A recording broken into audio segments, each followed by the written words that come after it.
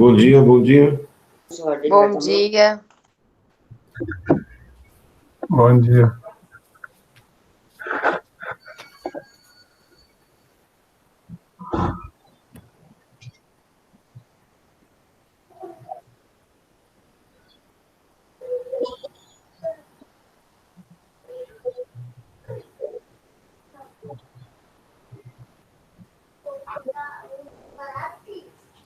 Oi, gente, a gente está aguardando o início da sessão do planetário, tá? A aluna Maria Clara está perguntando se vai ter formulário de presença.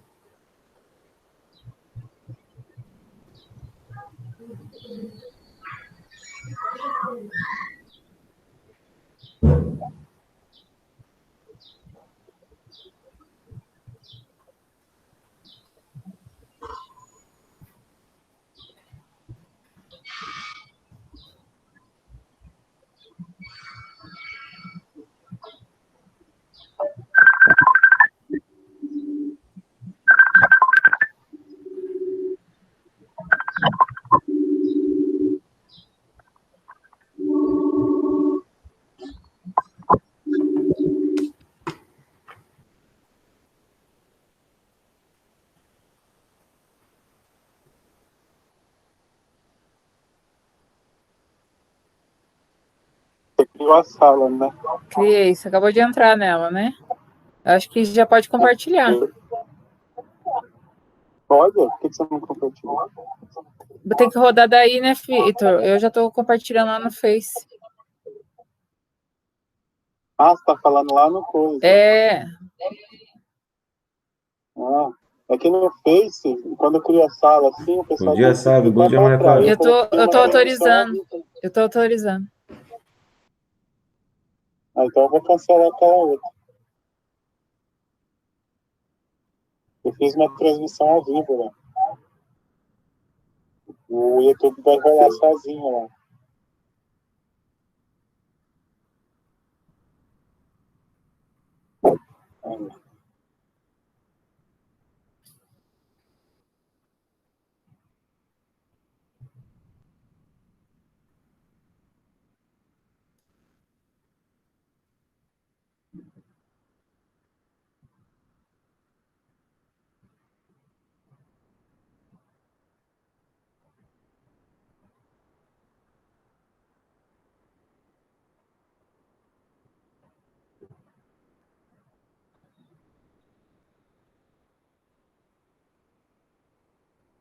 Aí tá entrando, gente? Tá. Maria Clara já tá aqui, Domingos. Você não vai compartilhar aí? Eu tô Tô vendo compartilhando você. pelo Face. Então, eu tô vendo você. Ô, senhor. Ele descompartilhou? Descompartilhou.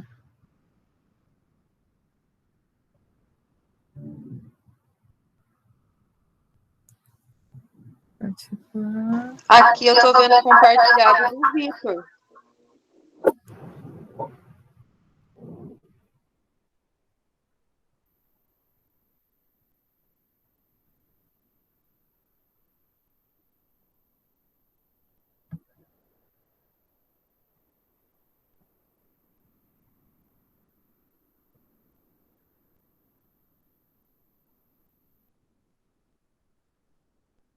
Agora deu certo, né?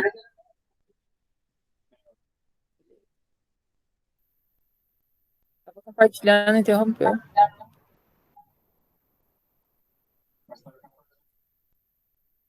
O guia do Chrome, que é o... Aqui é a sala do Meet.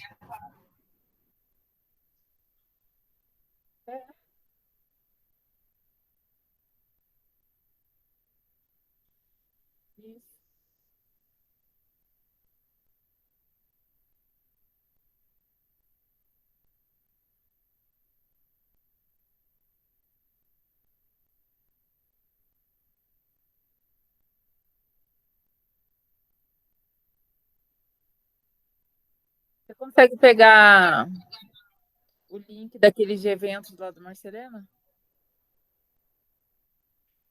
A lista de presença de eventos.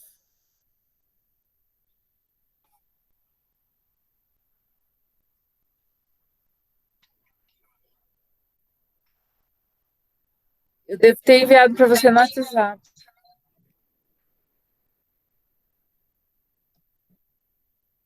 É que meu computador tá bem lento agora.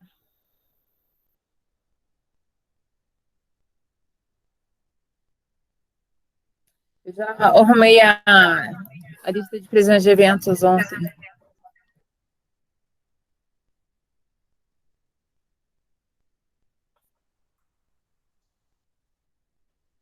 Viu, Silvio?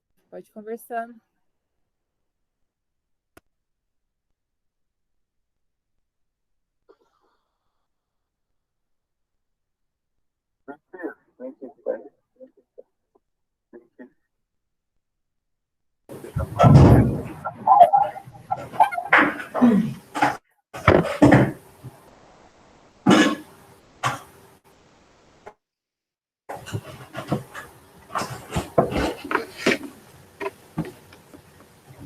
Bom dia, caros alunos. Todo mundo presente? Todo mundo já assinou, já ativou a lista chamada?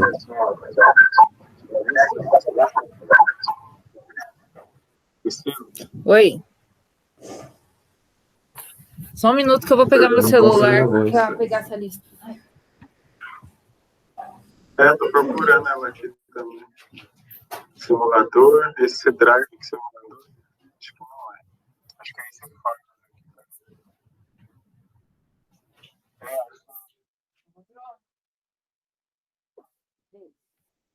Dispara pro povo.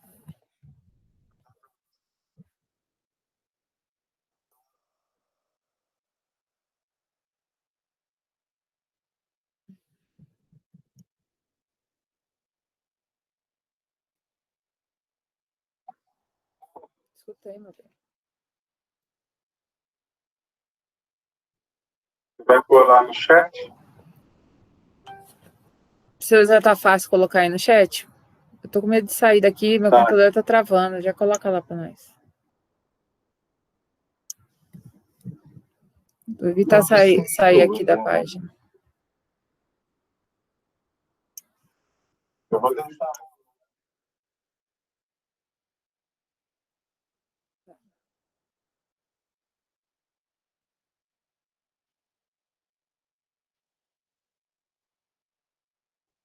Sim.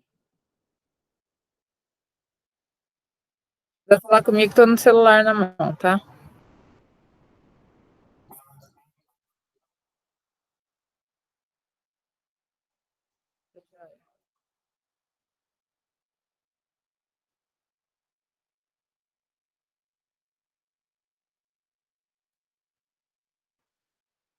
Você viu ali na lista de presença? Já tem do próximo evento aí, ó.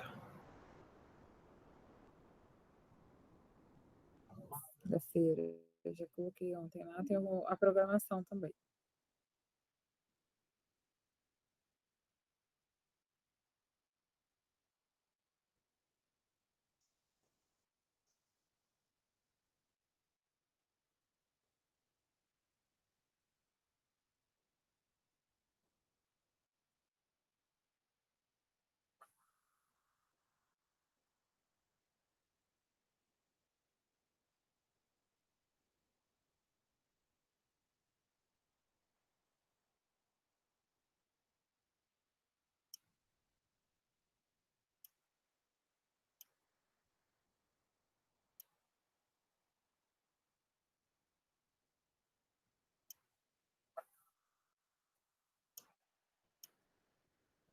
Estão com problemas lá, ó, a mensagem.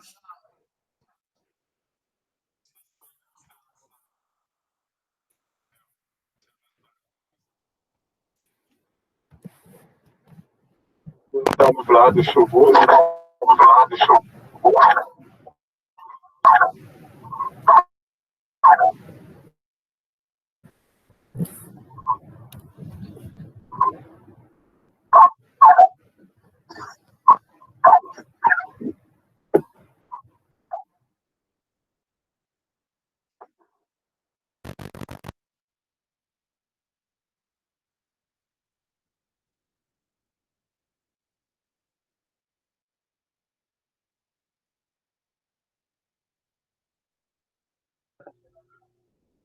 Quem tá aí?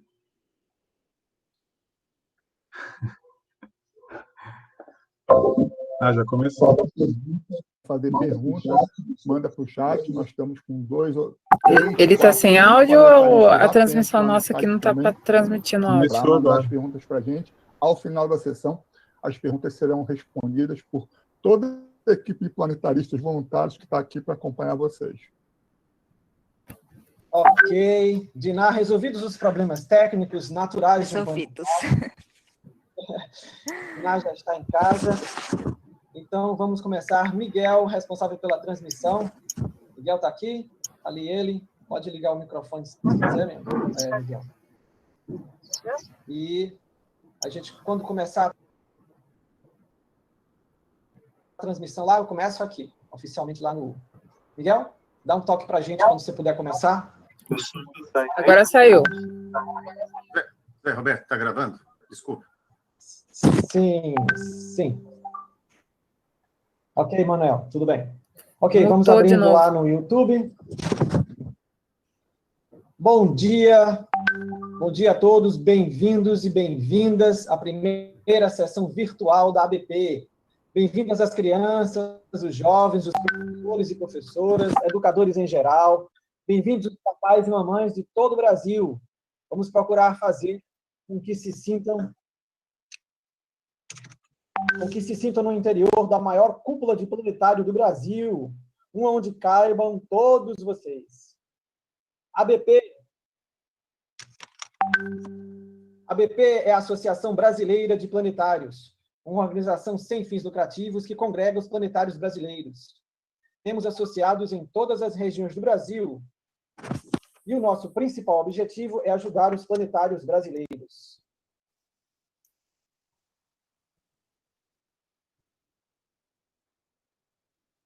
Mas o que é um planetário? Planetário é um instrumento que projeta o céu estrelado e reproduz seus movimentos.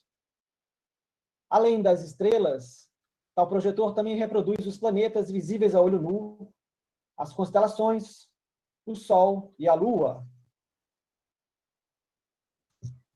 Com o avanço da tecnologia, hoje temos também os planetários digitais, que podem projetar absolutamente qualquer coisa que a gente...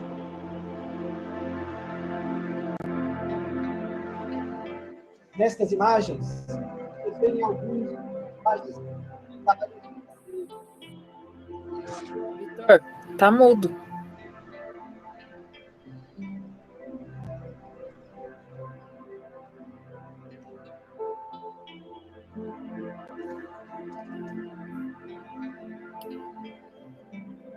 Um dos planetários exóticos,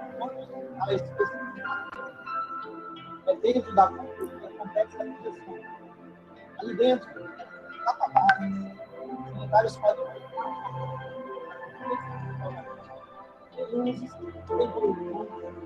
nada para mal para bem.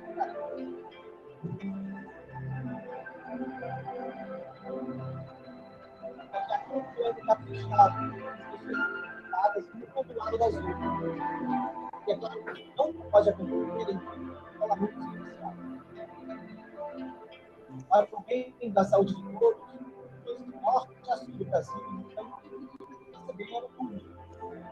Nós, como todos vocês, estamos vacinados.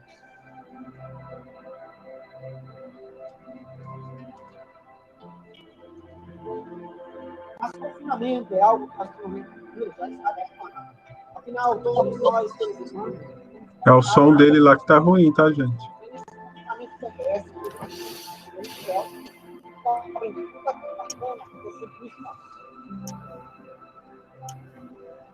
Não ia deixar essa pandemia trabalhar a nossa vontade a ficar com o nosso não. E é por isso que a Associação Brasileira de Planetários está produzindo um planetário para vocês, estudantes, professores e professoras, mamães e papais, todos assistirem juntos, mas cada um em sua casa. Eu sou o José Roberto, presidente da ABP, e falo com vocês ao vivo de Natal, no Rio Grande do Norte. Bom dia. Eu sou a Diná Moreira Allen, dos Planetários de São Paulo. É um grande prazer e um privilégio passar esse tempinho aqui com vocês, nessa sessão gigante de planetários, que está sendo transmitido para todo o Brasil. Eu sei que muitos que frequentam os planetários estão com saudades, e nós também estamos com saudades de estar lá na cúpula, conversando com as pessoas sobre os mistérios do universo. Por isso, preparamos esta sessão e eu estou aqui na minha casa, direto de São Paulo, para juntos fazermos uma viagem espacial no maior estilo dos planetários. Mas primeiro vou fazer um convite. É um convite para hoje à noite. Como quase todos os planetários estão fechados, nós não podemos receber vocês nas nossas cúpulas. Mas que tal usar uma cúpula aberta a todos, que é o céu real? É só olhar para cima e nem precisa sair de casa. É só olhar pela janela, pela varanda, ir lá no terraço, no quintal de casa. E hoje, se vocês tiverem mais sorte do que quem está em São Paulo, que está muito nublado e chovendo desde ontem à tarde, se vocês tiverem sorte, se tiverem um céu aberto, vocês vão conseguir observar 2 planetas, Júpiter e Saturno, e ainda a Lua. E aí vocês vão me perguntar, mas para onde eu devo olhar, Diná? Então, venham comigo.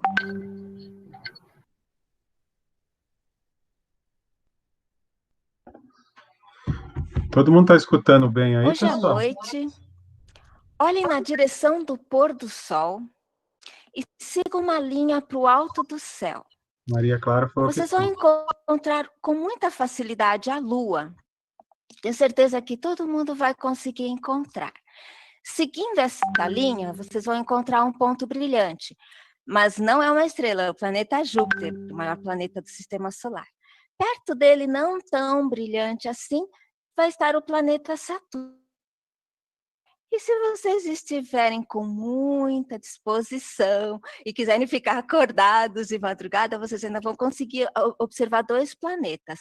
Marte, que vai nascer no comecinho da madrugada, e Vênus, que nasce mais para o final da madrugada. Vocês não precisam ficar acordados a madrugada inteira. Se vocês acordarem lá pelas 5 da manhã, vocês vão ver os 2 planetas juntos, como nesta imagem aqui. Essa aqui é de 5:30 da manhã. Então, lá pelas 5, vocês vão poder observar os 2 juntos. Como é muito fácil encontrar a Lua, vamos nos concentrar nela agora. Esta aqui é uma imagem de São Paulo. Esta é a Lua. Vamos prestar atenção agora na altura da Lua, quer dizer, na distância da Lua até o horizonte.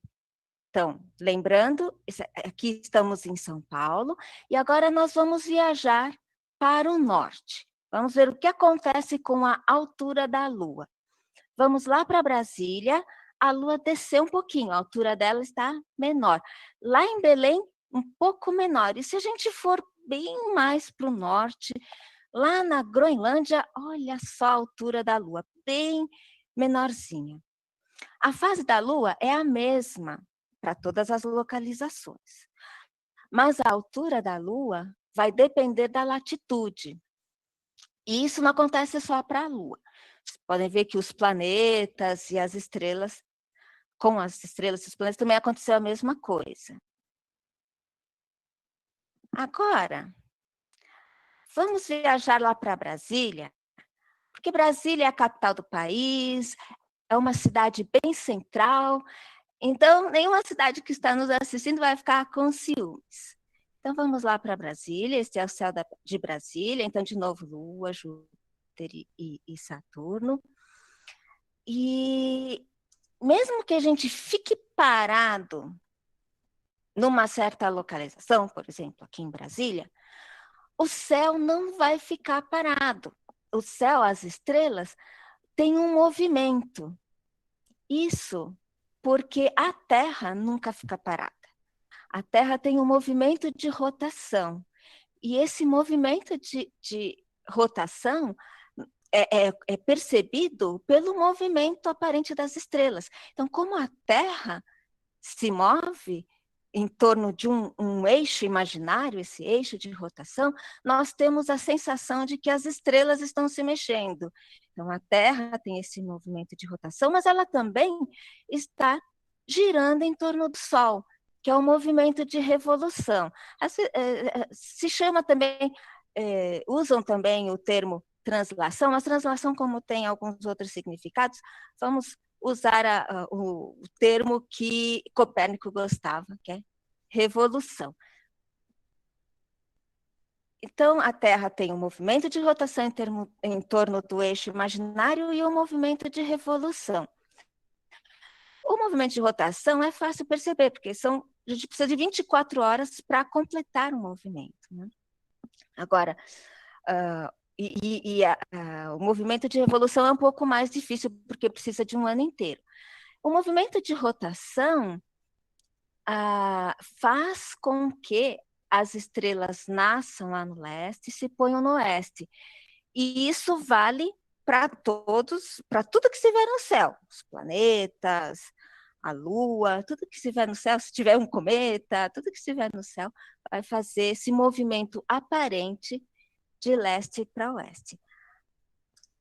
Agora, para conseguir acompanhar o movimento, perceber o movimento de revolução, uma forma é acompanhar as constelações. Em astronomia, a constelação é uma região do céu. Vocês estão vendo essas divisórias aqui?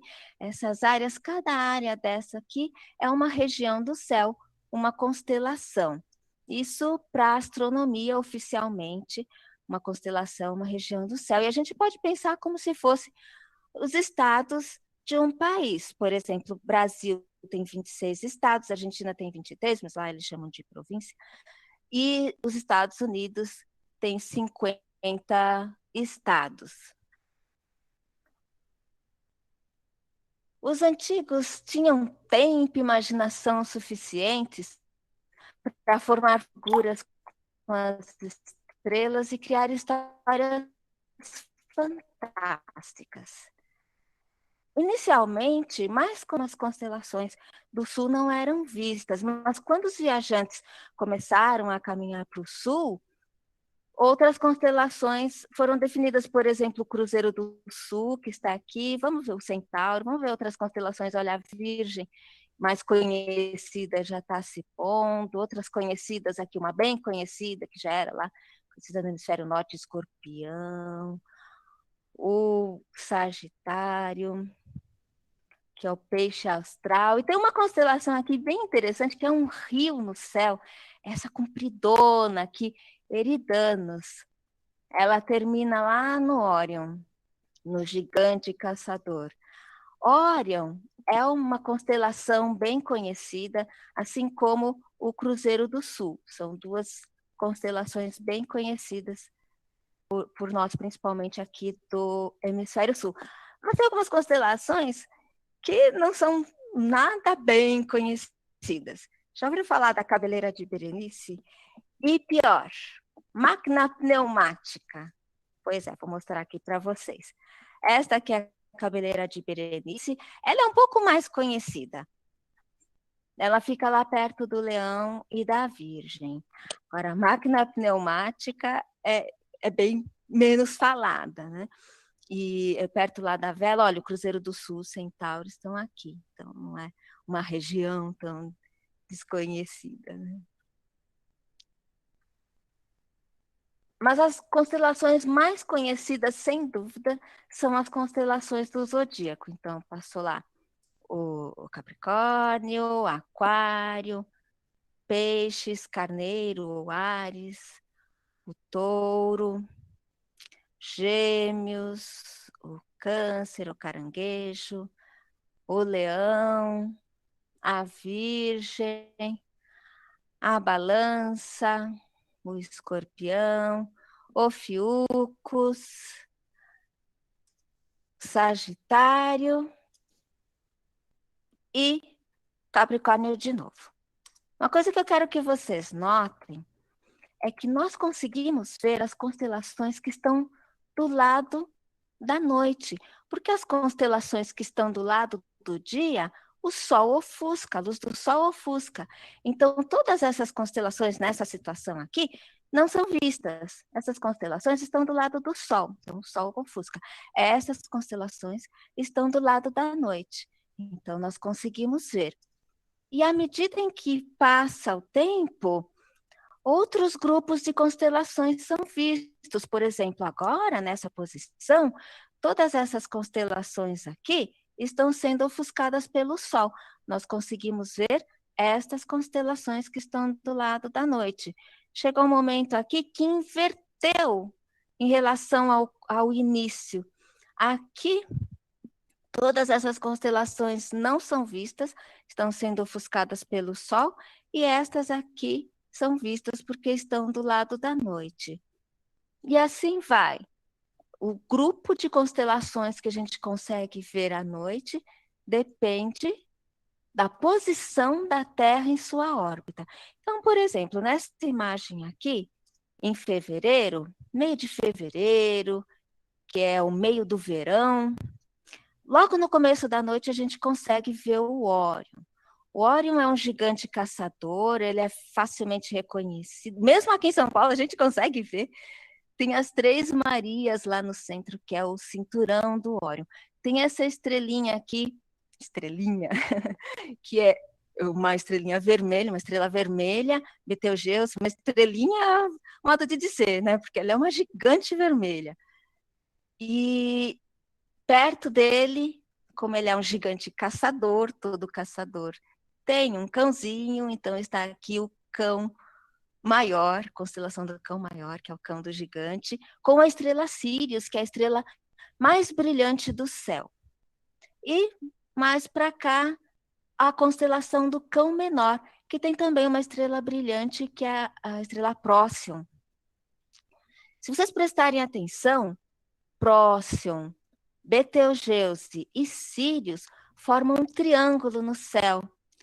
É o triângulo de verão, para quem está aqui no hemisfério sul, ou um triângulo de inverno para quem está lá no hemisfério norte. Se agora virmos o céu de 6 meses depois, ou seja, o céu de agosto, mudou completamente, quer dizer, o lado da noite é completamente oposto ao que era no verão, em fevereiro. Então, agora, nós vemos outras constelações. Nós vemos aqui o Escorpião, a Virgem, o Centauro, que não eram vistas no verão. A gente nunca... Centauro, desculpa, que é Sagitário. Nós nunca conseguimos ver Escorpião e Órion na mesma noite. Isso é impossível, porque eles estão em lados opostos. Um sempre está do lado do dia, enquanto o outro está no lado da noite. E os antigos perceberam muito bem isso, que eles podiam marcar o tempo observando as constelações. Então, eles sabiam que quando uma determinada constelação aparecia no horizonte no começo da noite, ia começar a época de seca, de cheias, de frio, calor, ou época de plantio, ou colheita. E assim eles organizavam suas vidas. Atualmente nós temos equipamentos, nós temos estudos, pesquisas em meteorologia que nos ajudam, nos auxiliam nessa área. Mas antigamente eles usavam o céu para marcar a passagem do tempo. E agora eu vou contar uma história, uma das histórias fantásticas, uma versão de uma história fantástica. Mas antes, aqui nós estamos em Brasília, né? Lua, Júpiter, Saturno, em Brasília, mas eu quero falar de algumas constelações que estão aqui mais para o norte. Então, nesse céu cortado não vai dar muito certo. Então, vamos com a nossa super velocidade lá para o norte, e daí nós conseguimos ver as constelações que eu quero. Mas antes, estão vendo esse triângulo? O céu de setembro, outubro, não tem tantas estrelas tão marcantes assim, mas tem esse triângulo bem interessante. Tem uma história da mitologia oriental que eu não vou contar para vocês agora, eu não vou falar dela. Se vocês quiserem, eu conto depois da sessão, porque agora eu quero contar uma história de outras constelações da mitologia grega e vai começar com o personagem Perseu. Perseu era um cara muito corajoso. Ele matou a Medusa, que era um monstro que tinha cobras no lugar dos cabelos e transformava em pedra quem olhasse para ela. E quando ele matou a Medusa, saiu de dentro dele um cavalo com asa, o Pégaso. O Perseu, ele fez muitas aventuras e lá pelas tantas ele encontrou uma moça presa num rochedo no mar. E ele descobriu que essa moça era a princesa Andrômeda. Andrômeda era filha de Cefeu, o rei da Etiópia, e Cassiopeia, a rainha da Etiópia.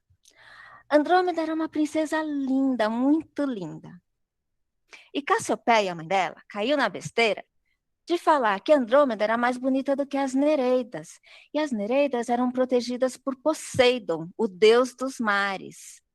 E aí Poseidon e as Nereidas ficaram muito furiosos com o que Cassiopeia falou. E daí os pais da Andrômeda, consultando um sábio, chegaram à conclusão de que o único jeito de acalmar a fúria de Poseidon e as Nereidas era oferecer a filha a um monstro marinho, Cetus. E por isso que ela estava presa no rochedo lá no mar. Mas Perseu, como era muito corajoso, ele matou o monstro, salvou a princesa e se casou com ela. E todos esses personagens viraram constelações no céu. Agora, vocês já perceberam que o céu não ilumina, o sol não ilumina a sua casa da mesma forma? Todos os dias, o caminho que o sol, a parte que o sol ilumina da sua casa, muda. Com isso, a gente consegue perceber a revolução. Vou explicar direitinho.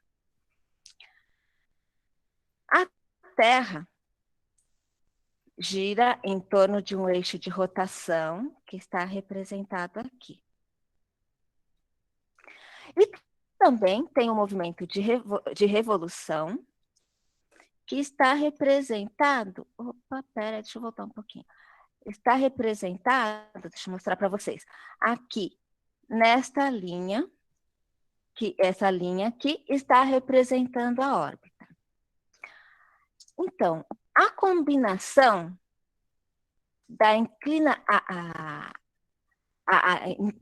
desculpa.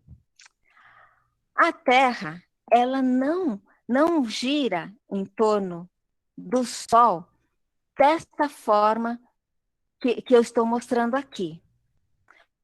O eixo de rotação, ele não fica assim de pé, retinho na órbita. Ele tem uma inclinação. E a combinação da inclinação do eixo de rotação com o movimento de revolução tem um efeito muito interessante. Não sei se vocês já perceberam, mas o caminho que o Sol percorre ao longo do dia não é o mesmo todos os dias do ano. Tem dias que ele percorre um caminho, ou seja, ele descreve um arco mais alto no céu, às vezes descreve um arco mais baixo no céu. Esse efeito, essa diferença de caminhos que o Sol percorre ao longo do dia, faz com que ilumine a sua casa de um modo diferente ao longo do ano. E isso, então, como eu falei, é uma consequência da combinação da inclinação do eixo de rotação com o movimento de revolução.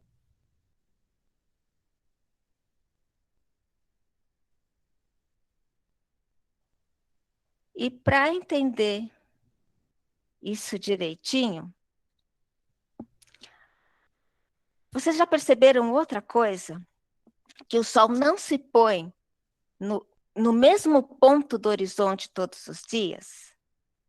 Esta é uma foto tirada lá no Arpoador, no Rio de Janeiro, tirada do Arpoador. É uma foto muito linda de pôr do sol. E aqui nós estamos no verão e o sol está se pondo no mar. 6 meses depois, no inverno, o sol está se pondo no morro. Então, vamos entender isso direitinho, essa questão da diferença de iluminação diária, posição diferente que o sol se põe, com esta simulação que eu acho muito interessante da Universidade de Nebraska. O que a gente vai perceber aqui, prestar atenção aqui nessa simulação? Deixa eu tirar isso daqui. Pronto.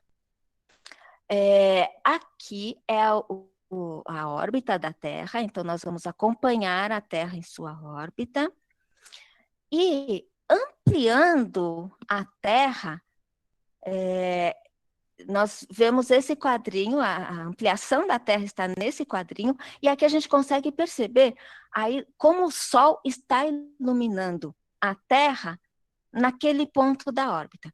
Esse quadrinho aqui a gente não vai prestar muita atenção, não vamos falar dele hoje, porque ele mostra a inclinação dos raios solares para uma pessoinha que está lá na latitude de Brasília. Mas não vamos prestar atenção nesse quadrinho, vamos prestar atenção nesses 2 quadros. Então, vamos lá. Aqui é a linha do tempo, então nós estamos em dezembro, e é assim que a Terra está sendo iluminada pelo Sol nessa época. O hemisfério sul está muito mais iluminado do que o hemisfério norte. À medida em que a Terra caminha em sua órbita, isso vai mudando, vai diminuindo a iluminação no sul e aumentando lá no norte. E aqui, correndo a linha do tempo, está em fevereiro, chegou em março, vai chegar um momento em que a Terra é iluminada igualmente, os 2 hemisférios são iluminados de forma simétrica, são iluminados igualmente pelo Sol, e aí começa a inverter. O hemisfério norte começa a ser mais iluminado do que o hemisfério sul, e chega um ponto lá em junho, em que inverteu completamente. Então, o hemisfério sul está muito mais iluminado do que o hemisfério norte. E começa tudo de novo, volta lá para o sul, o Sol volta lá para o sul, vai chegar um momento, nós estamos em agosto, setembro, lá em setembro, que o Sol vai iluminar de forma simétrica novamente os 2 hemisférios. E vai caminhando para o sul, vai invertendo novamente, chegando na situação em que estávamos no início, ou seja, o Sol está iluminando muito mais o hemisfério sul do que o hemisfério norte, exatamente a posição que estava no início. E a diferença na direção que a gente via lá naquele quadrinho dos raios solares faz com que o Sol se ponha em pontos diferentes no horizonte. Então, ele foi aqui, estava num limite sul, aí foi até um certo limite norte, aí volta de novo e faz esse caminho, essa trajetória. Vai para o limite sul, volta e vai e volta, vai e volta. Nesta situação aqui, estamos em junho, nessa posição da órbita, e o Sol está iluminando muito mais o hemisfério norte do que o hemisfério sul. Estamos numa situação de solstício de verão, lá para o hemisfério norte, porque o Sol está incidindo diretamente lá no Trópico de Câncer, e o hemisfério sul está bem menos iluminado. Então, é o solstício de verão lá para o hemisfério norte, solstício de inverno para o hemisfério sul. Aqui, nessa situação, inverteu porque agora o hemisfério sul está iluminado, estamos em dezembro, o hemisfério norte está menos iluminado, é o solstício de inverno no hemisfério norte, solstício de verão aqui no hemisfério sul, porque o Sol está incidindo perpendicularmente aqui no Trópico de Capricórnio. Aí, em março, nós temos aquela situação de que o Sol ilumina os dois hemisférios de forma assimétrica, quer dizer, os dois hemisférios estão sendo iluminados igualmente. Então, em março, é o solstício de primavera lá no hemisfério norte e solstício de outono aqui no hemisfério sul. 6 meses depois, em setembro, a situação se inverteu, porque agora é equinócio de outono, lá no hemisfério norte, equinócio de primavera, aqui no hemisfério sul. Os raios solares estão incidindo perpendicularmente ao Equador. Então, por isso que a Terra é iluminada de forma simétrica nos dois hemisférios. Equinócio, a palavra equinócio, significa noites iguais, porque no equinócio, a duração do dia e da noite é praticamente a mesma. E no caso do solstício, é sol estático, porque, vocês viram, o sol vai lá, para, como que para, né? E volta, aí para de novo. Então, são os dois solstícios e os dois equinócios. Mas, espera aí, eu falei setembro, quer dizer, agora? Pois é, estamos justamente agora no equinócio de primavera aqui no hemisfério sul, quando o Sol está iluminando de forma simétrica os dois hemisférios, e agora estamos no equinócio de primavera.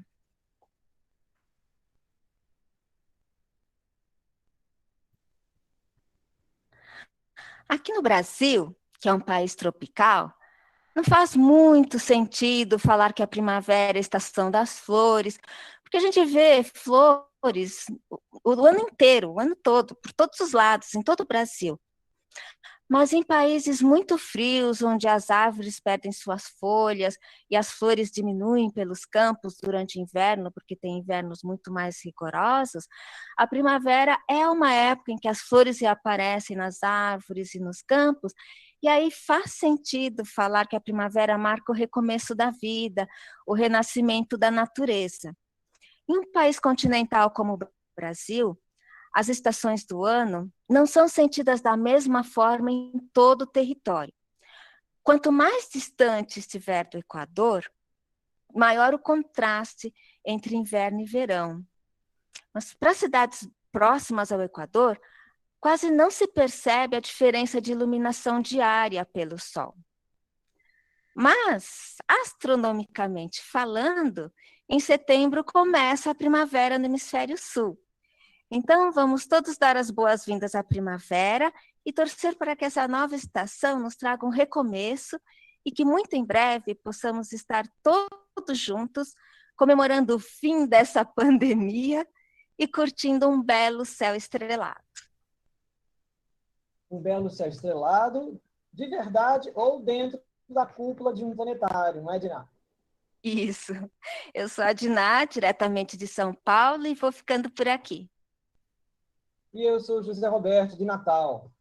Eu vou fazer uma pequena mudança aqui no final, Diná, porque no início a gente recebeu os relatos de que aquela introdução que eu fiz sobre os planetários, a música ficou muito alta e ninguém conseguiu ouvir aquela introdução. Então eu vou pedir para a gente repetir aquela introdução para o pessoal, principalmente o pessoal lá do YouTube, que eles não conseguiram ouvir, aquela introdução dos planetários e tal. Vou falar novamente ela e depois passar, então, para o prosseguimento, que é a parte das perguntas que o pessoal tem postado aqui no Zoom e lá no YouTube, principalmente aqui no Zoom, lá no YouTube. As crianças estão todas assistindo em casa, você imagina. As crianças, quando chegam nas nossas cúpulas, elas já fazem aquela baguncinha antes da sessão começar, né? Agora, elas todas em casa lá no YouTube, nossa, tava uma diversão. Mas então eu vou repetir, tá bom, Diná? Aí você começa de novo, coloca o vídeo, só que dessa vez você coloca o áudio bem baixinho, tá bom? A iluminação, para ver se a gente consegue.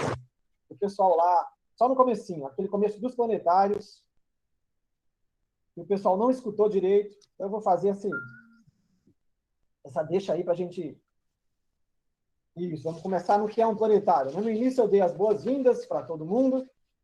Bom, eu vou aproveitar, dá uma paradinha, dá um instante, Dinato, no começo, bota só no comecinho. Eu vou aproveitar só para falar novamente, né, já que o pessoal lá no YouTube não nos escutou, faz de conta que eu estou falando isso no começo. Eu quero dar as boas-vindas a todos os que estão nos assistindo lá no YouTube também, as crianças, os jovens, os professores e professoras, educadores em geral, papais e mamães de todo o Brasil. Nossa ideia sempre foi fazer com que vocês se sintam bem, se sintam no interior da maior cúpula de planetário do Brasil. E, pelo visto, lá no YouTube já deu 40 mil pessoas. Essa cúpula de planetário não é só a maior do Brasil, não, viu? Essa cúpula é bem grande. Mas, então, o que eu falava no início, que lá o áudio não ficou tão claro aí para vocês. Acho que agora vocês estão me escutando, né? O que eu dizia? Eu perguntava, o que é um planetário? E aí eu dizia, o planetário é um instrumento que projeta o céu estrelado e reproduz seus movimentos. Além das estrelas, esse projetor reproduz também os planetas visíveis ao olho nu, as constelações, o Sol e a Lua. Com o avanço da tecnologia, nós hoje temos também os planetários digitais, que podem projetar absolutamente qualquer coisa que a gente consiga imaginar. Aqui, a gente estava mostrando fotos de alguns dos mais de 100 planetários que existem em nosso país.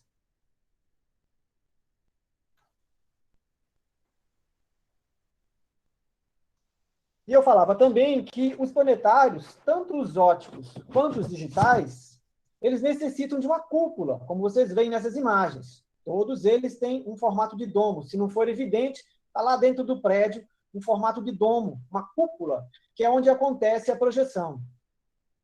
É ali dentro, com as luzes apagadas, que os planetários podem mostrar aos nossos visitantes as belezas do céu noturno.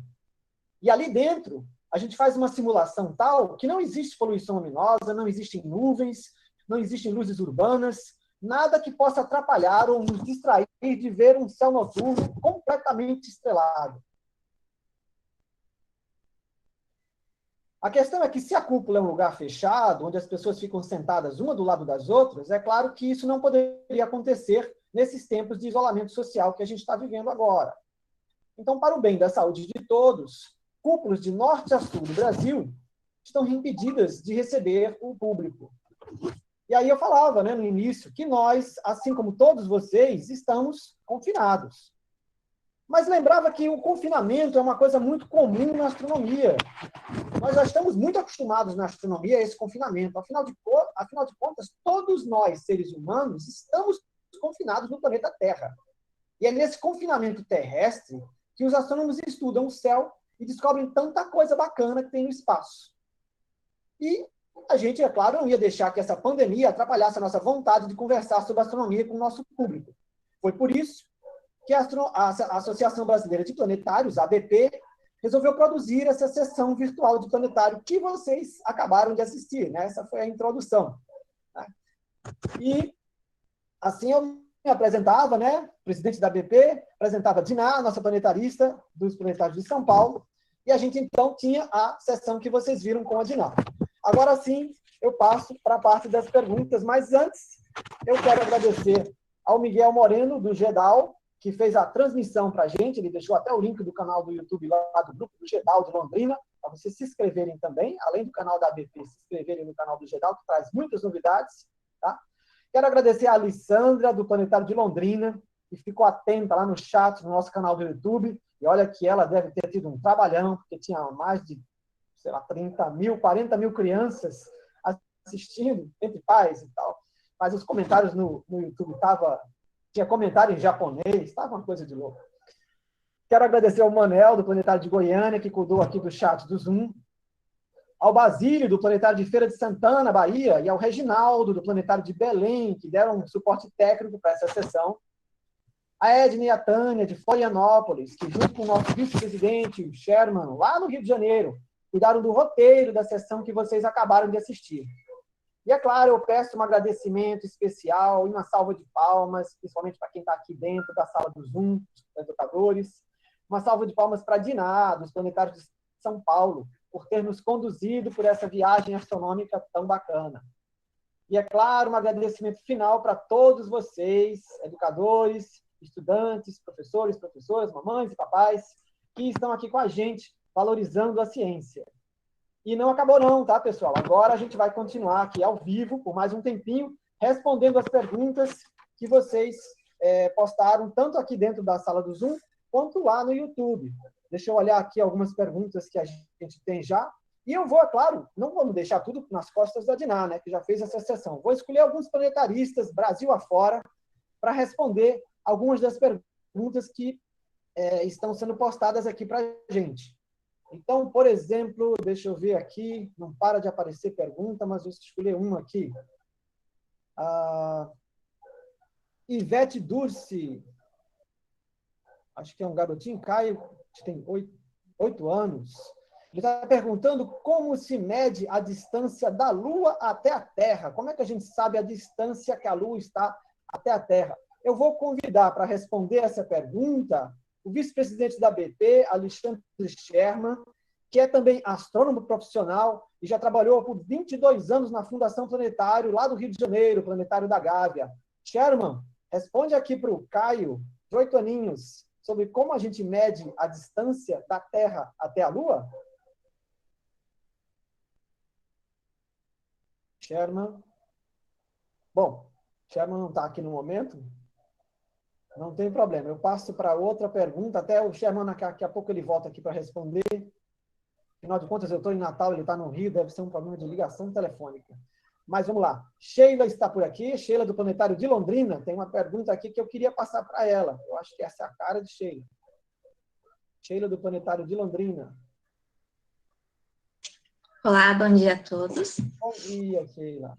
Deixa eu ver uma pergunta aqui que eu achei legal e eu queria que você respondesse. Foi o Gabriel Stotter que falou. Ele perguntou assim: por que podemos ver muito melhor o Sol do que Marte, que está bem mais perto de nós? O planeta Marte está mais perto de nós, a gente consegue ver muito melhor o Sol do que Marte. Sheila, você pode ajudar? Respondo. O Sol, ele é muito grande. Ele é muito maior que a Terra, só que ele também está muito longe da gente, bem mais distante do que Marte. Só que o tamanho do Sol é gigantesco se comparado com a Terra. Caberiam cerca de 1 milhão de planetas Terra dentro do Sol. Para a gente imaginar um pouquinho o tamanho dele. Marte está bem mais próximo, só que Marte é menor que a Terra. Então, mesmo o Sol estando muito longe, a gente acaba vendo ele maior e melhor, porque ele é muito maior que Marte e a Terra. Legal. Sherman já voltou aqui. Voltei. Aqui no Rio está caindo uma tempestade. Eu imaginei que fosse alguma coisa. A minha internet flutuou violentamente.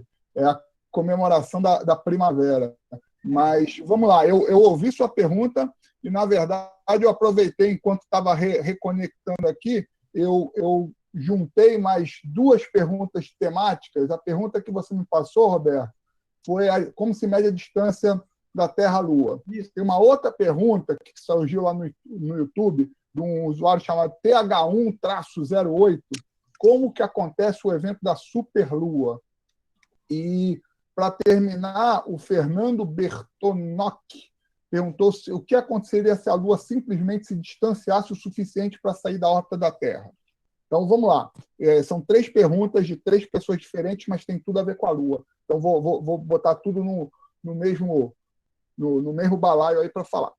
Hoje em dia, como é que a gente mede a distância da Lua até a Terra? A gente usa o raio laser. Você manda um raio laser para a Lua, esse raio laser bate na superfície da Lua, volta para o seu receptor e você mede o tempo que demora. Como a velocidade da luz é uma constante universal, você sabendo a velocidade da luz, que um raio laser é um raio de luz, você sabendo o tempo que ele vai e volta, você consegue calcular a distância da Terra da Lua.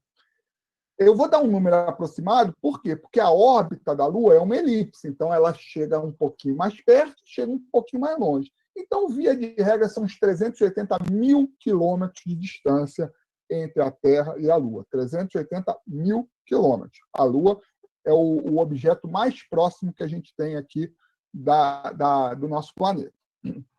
Dito isso, e lembrando que essa órbita é uma elipse, tem vezes que ela está um pouquinho mais longe, tem vezes que ela está um pouquinho mais perto. Quando a Lua está mais longe possível, isso não muda muito, a gente não percebe visualmente, mas como a Lua está um pouquinho mais longe, ela está num ponto da sua órbita que a gente chama de apogeu.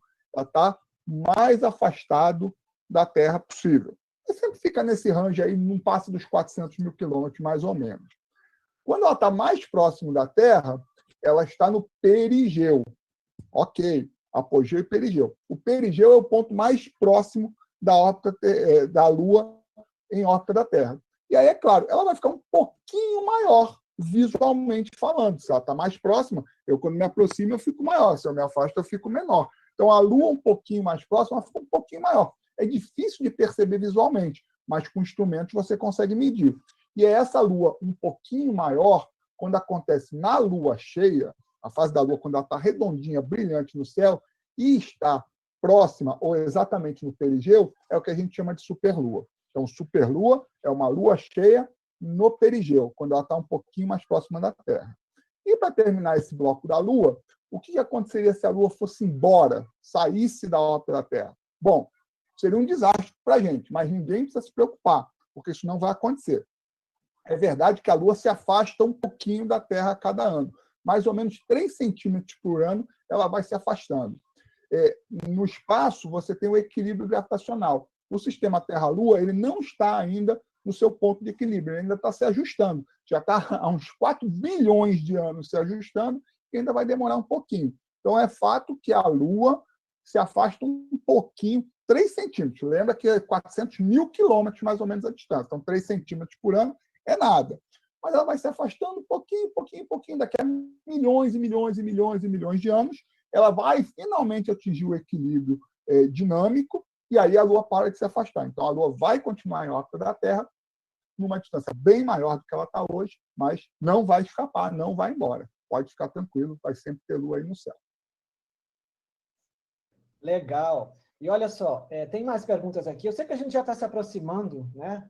Já estamos meio avançados no horário, mas a gente começou um pouquinho atrasado. Então, acho que eu vou continuar com algumas perguntinhas, né? Umas poucas perguntinhas aqui, que a gente acabou atrasando mesmo no início. E tem mais umas perguntas aqui de constelação, que eu acho que é a cara da Sheila lá de Londrina, que gosta muito desse assunto, então eu vou passar essas perguntas para ela. Tem uma pergunta aqui do Davi Amorim, ele pergunta quantas constelações já foram identificadas em média. E depois, outra pessoa, a Aline, pergunta por que as constelações são representadas por desenhos. Então, acho que você consegue responder essas duas também num bloco, igual o Sherman fez agora. Hein, Sheila? Vamos lá. Respondo sim. Quantas constelações já foram catalogadas, identificadas, a gente não tem como responder certinho. A gente tem as constelações que são as oficiais, que são as 88, atualmente. Só que antigamente, cada povo, cada cultura dividia o céu em constelações. Então, a gente tem constelações que não são essas oficiais, constelações que já deixaram de ser oficiais, e de vários povos diferentes. A gente tem constelação indígena, chinesa, egípcia. Então, tem muitas constelações que não são essas que são catalogadas as oficiais, tá? Hoje, os índios ainda utilizam muitas das constelações deles, que no Brasil várias tribos ainda não consideram essas que são catalogadas, tá? E o porquê que é representado por desenho? Porque a constelação é como se a gente imaginasse um desenho no céu. E se a gente começar a ligar os pontinhos, ele vai formando um desenho. Nem sempre esse desenho vai dar certinho, tá? Algumas constelações, elas são algumas estrelas ligadas, né? Esses pontinhos que a gente liga numa linha imaginária para representar algo da época. Como, por exemplo, uma época de colheita, uma época de plantio, então eles colocavam um desenho que representava, não que era visível aquele desenho no céu. Algumas constelações a gente consegue ligar os pontinhos e ver sim o desenho, O escorpião, por exemplo, é bem fácil de encontrar no céu e a gente consegue ligar os pontinhos e ver aquele desenho. A constelação do Cruzeiro do Sul. Então, são várias constelações que têm o desenho certinho. É só você chegar hoje à noite, se o tempo estiver bom, se não for em São Paulo ou no Rio, que tiver com bastante estrela, você olha para o céu e você pode até imaginar uma outra constelação. Você não precisa seguir essas que a gente tem. Você pode usar a sua imaginação e tentar imaginar um outro desenho ali, a sua própria constelação. Que tal? É isso aí, Sheila. E passando a bola agora de Londrina, de volta para o Rio de Janeiro, para o Sherman. Tem duas perguntas aqui, Sherman, que eu acho que é legal para você responder também. As duas também estão relacionadas. Pergunta do aluno Pablo, do SESI de Santo André. Ouvi falar que nós somos feitos dos mesmos elementos que as estrelas. Isso é verdade? E aproveita também o Legamer, eu acho que é lá do YouTube, né, com esse nome, que pergunta como as estrelas são formadas. Eu vou até agrupar mais outras duas perguntas. Essas duas, eu também tenho o Pedro Bortoleto, do SESI de Santo André, que perguntou como o sistema solar foi criado, e a Laura Damer Werner, como o planeta Terra foi formado. Então, são perguntas que vieram tanto do YouTube como aqui do pessoal que está no Zoom com a gente. Então, acho que dá para responder tudo num bloco só, né? No espaço, a gente tem gigantescas nuvens de gás de poeira, que são as nebulosas. Essas nebulosas, elas não têm forma definida, elas têm uma forma totalmente aleatória, e a densidade dentro delas, a concentração de massa, matéria, também é distribuída de forma assim, não homogênea, assim, diferente em vários pontos. Em algum ponto dessa nuvem, você vai ter mais massa. E o que acontece com a massa? A massa exerce força da gravidade. Essa gravidade atrai mais massa. Aí você já tinha mais massa e fica com mais massa ainda. Quanto mais massa, mais gravidade. Quanto mais gravidade, mais massa. Você vai criando um círculo virtuoso, um efeito bola de neve. Dentro dessa nuvem vai juntando muita, muita, muita massa. Essa massa vai se juntando, ela vai ficando redonda, porque a gravidade é uma força que aponta sempre para o centro, então ela vai tendo uma simetria esférica e apertando muito o centro. Chega um momento que esse centro dessa massa está tão apertado, tão quente, tão denso, que ele começa a fazer fusão nuclear. Fusão nuclear é o princípio da bomba de hidrogênio. Não posso falar muito para vocês, porque vai ter aí alguém que resolva sair fazendo bomba de hidrogênio por aí, a gente não quer estimular esse tipo de atitude. Mas o mesmo efeito da bomba de hidrogênio, que é assim, explosões gigantescas, violentas, acontecem lá no centro dessa nuvem. Aí a tendência seria explodir tudo para todo lado, mas você tem a força da gravidade segurando. Então, enquanto você tem esse equilíbrio, as explosões lá no centro, mandando tudo para longe, e a gravidade mandando tudo para o centro, você tem um cabo de guerra que fica em equilíbrio, e aí você tem uma estrela gerando energia. Agora, a nuvem pode ter outros pontinhos menores que fazem o mesmo efeito. Só que, como eles são menores, o aperto central não é tão grande assim, não começa a gerar energia. Fica quente no interior, mas não o suficiente para fazer a fusão nuclear, para ser um gerador de energia. Aí você tem um planeta, como é o caso da Terra. O centro da Terra a gente sabe que é quente, tem magma, mas não é quente o suficiente para fazer fusão nuclear. Como isso tudo acontece numa mesma nuvem, então esses objetos menores ficam ligados gravitacionalmente ao objeto maior que a estrela e você tem um sistema planetário. Então foi assim que nasceu o Sol e os planetas, né? Inclusive o nosso. Agora, as estrelas, como elas estão fazendo fusão nuclear, elas estão construindo elementos químicos mais pesados. A maior parte dos átomos do universo é feita de hidrogênio. Eu costumo brincar. 98% dos átomos do universo são hidrogênio. Então, se você encontra alguma coisa que você não sabe o que é, na dúvida, chuta hidrogênio, porque 98% do universo é hidrogênio. Então, faz sentido ser hidrogênio. Eu nunca encontrei ninguém chamado hidrogênio, mas a probabilidade está a meu favor. Esse hidrogênio ele vai sofrendo essa fusão, vai se transformando em hélio, que é um elemento um pouquinho mais pesado, em lítio, carbono, oxigênio. Então, todos os elementos que você já aprendeu na escola, ou que você ainda vai aprender para os mais novinhos, são construídos na estrela, tirando o hidrogênio que veio lá do Big Bang e um pouquinho do hélio também. Mas a maioria do hélio e todos os outros elementos vieram de dentro de uma estrela. Aí, uma hora, essa estrela que vai morrer, ela joga isso tudo para o espaço, isso vai encontrar outras nebulosas, vai dar origem a outras estrelas e está sempre reciclando. mas, no fundo, todos os átomos mais complicados, mais complexos que você tem dentro de você, no seu corpo, foi construído numa estrela. Então, você tem cálcio nos seus ossos, você tem ferro no seu sangue, você tem carbono. Tudo isso foi construído numa estrela que existiu antes do Sol. Essa estrela existiu, espalhou-se pelo espaço, e na hora que a Terra se formou, isso veio parar por aqui, e nós estamos aqui conversando sobre isso. Então, sim, nós somos feitos da poeira das estrelas. Então, hoje de manhã, quando sua mãe acordou você e falou assim, filho, você é brilhante, ela não estava errada, não, porque você é feito de material estelar. Parabéns. É isso aí. E agora, Sherman, eu vou dar um pulo do Rio de Janeiro, eu aqui de Natal, vou dar um pulo do Rio de Janeiro para São Paulo, para convidar a planetarista mais famosa do Brasil, que é a Dina Moreira, para ver se ela quer responder. Ela já deu um descansozinho, né, da sessão. Então, agora já descansei. Pronto. Agora, dá uma olhada aí nas perguntas que a gente tem em chat e tal, e escolhe aí alguma para você responder.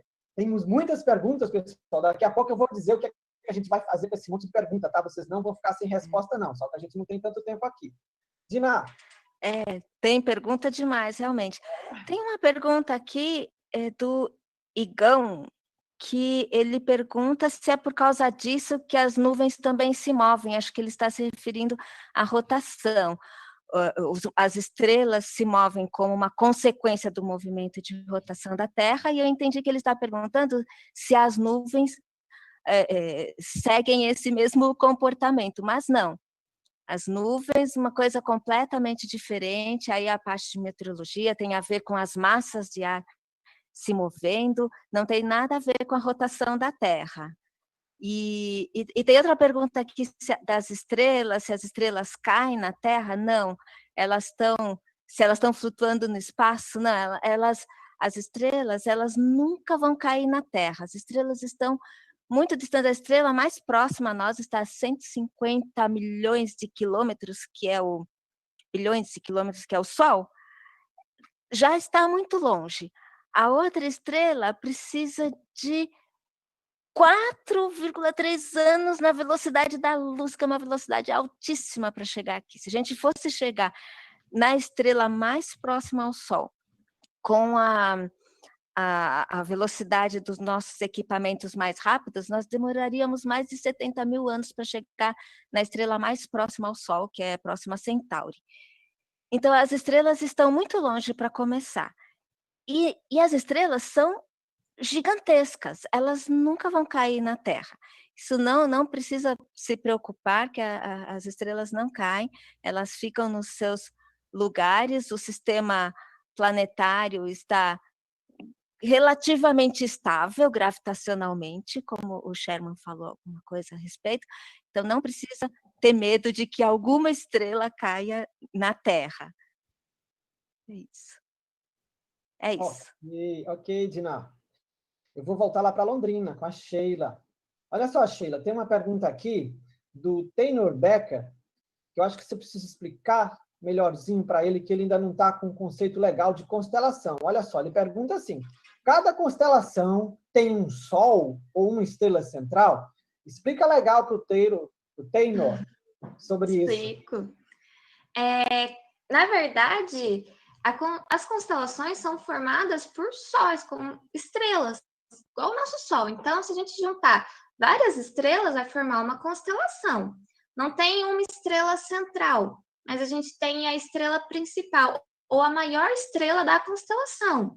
Um exemplo, a constelação de Escorpião, a gente tem uma das estrelas, que é o coraçãozinho do Escorpião, é Antares. Ela é a maior estrela, então a gente diz que ela é a principal, mas ela não é uma estrela central, tá? Então, cada constelação é formada por várias estrelas. E as estrelas são como o nosso Sol, tá?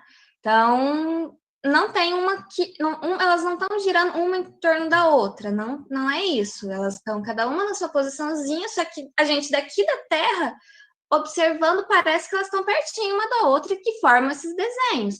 Só que elas também estão muito distantes uma das outras, tá? Uma não interfere na outra. A única coisa que a gente tem é essa bela visão vista aqui da Terra à noite, que a gente consegue contemplar a beleza das estrelas. Ok? Espero ter ajudado. É isso aí. Tem mais uma perguntinha aqui, que também é para você, Sheila. Mas eu também quero brincar com ele aqui. É o Vincenzo Garrido. Ele pergunta qual aplicativo que vocês usam para ver as constelações. Mas antes de falar do aplicativo, deixa eu falar para o Vincenzo. Vincenzo, o principal aplicativo é o olho, tá? Olha para as constelações, elas são lindas. A gente tem que contemplar o céu. O entendimento do céu começa com a nossa contemplação, tá? E você pode, inclusive, criar as suas próprias constelações. Quando você olha para o céu, à noite, né, você vai ligando os pontinhos, que nem a Sheila já falou aqui, e você cria suas próprias constelações também. Esse é um exercício muito legal para a gente começar a se identificar com o céu. Então, olhe para o céu. Isso é muito importante. Agora, eu entendi o que você quis perguntar, né? Era um aplicativo que nós usamos. Sheila, ajuda o Vincenzo. Eu gosto de usar e recomendo, e também foi usado aqui na sessão, é o Stellarium. Ele é gratuito para computador, então professores, papai e mamãe, responsáveis ou próprias crianças que tenham interesse de utilizar, é Stellarium. Ele é muito bom, tá? Ele é gratuito na versão de computador. A versão de celular, a última vez que eu vi, ainda tinha um custo pequeno, só que para computador é muito bom. É em português, e ali você consegue colocar a posição que você deseja, a latitude e longitude desejada, de onde você mora, para ver o céu da sua região em qualquer data, em qualquer horário. Então, além de você ver o céu de hoje, você pode procurar o céu de quando você nasceu. O céu de quando... alguma data importante para você, você consegue identificar como que o céu estava naquela noite. E ele tem inúmeras funções além dessas, tá? E também tem como você identificar e reconhecer as constelações. Então, se você tem alguma dúvida, você viu algum objeto no céu e não sabe se é uma estrela, se é um planeta, você pode entrar no Stellarium, ver a posição do céu certinha, e ali ele vai estar falando se é uma estrela, se é faz parte de alguma constelação, se é algum planeta. É muito bacana. E também tem várias apostilas do Stellarium para baixar na internet. É facinho de mexer nele. Super recomendo. Legal. Sherman, você viu mais alguma pergunta que você poderia... O WhatsApp aqui está A travado. oportunidade, né? Sim. Nós temos um questionário depois de avaliação que a gente precisa do feedback, né? O pessoal aqui do Zoom já recebeu o link. No chat do YouTube a gente já colocou o link, mas o link passou voando de tanta gente escrevendo lá. Então, ainda hoje, a gente vai colocar esse link na nossa página lá da ABP, né? planetarios.org.br, e também vamos gravar um videozinho curto e rápido aqui para jogar no YouTube, convidando vocês a responder isso, porque pelo feedback que vocês estão nos dando, pela presença que a gente recebeu aqui de vocês, era uma demanda que vocês estavam querendo, nós queremos fazer mais e queremos a ajuda de vocês para planejar os próximos eventos. E já vou anunciar que no sábado agora é o Dia Internacional de Observação da Lua, e nós já estamos preparando um evento de observação. Vai ter um planetarista associado nosso com um telescópio.